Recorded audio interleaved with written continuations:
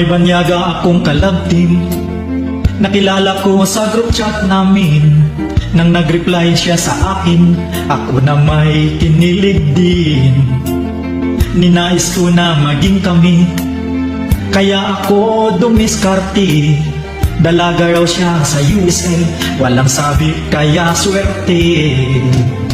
Ako ay kanyang minahal, sa video call kami nagharutan. Ngunit si Mrs. walang kaalam-alam dun sa iba nakipaglandian. Hindi ko na namalayan, si Mrs. pala ako'y nabantayan. Ang kilos at ngiti ko'y kanyang natunugan. At ito pang kanyang nasaksihan, umaga na ang aking tulugan. Cellphone ko'y nasa unan, halatang halata aking tinaguan.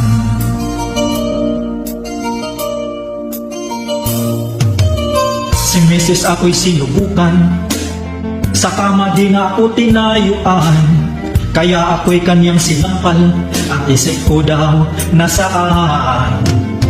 Ako'y kanyang binantaan, ipapatulpo pag di ko tinigilan. Paano na ang aking kaharutan pag siya ay aking iiwan? Hindi ko na namalayan, si Mrs. pala ako'y nabantayan. Ang kilos at ngiti ko'y kanyang natunugan. At ito pa kanyang nasaksihan, umaga na ang aking tulugan. Cellphone ko'y nasa unan, halatang halata aking tinaguan. Ayaw ko nang maglako, isusumbong ako kay tulpo. Ayaw ko nang maglandian, ang video call ay iiwanan. Ayaw ko nang banyaga, ayaw ko nang dalawa, ayaw ko nang akitin.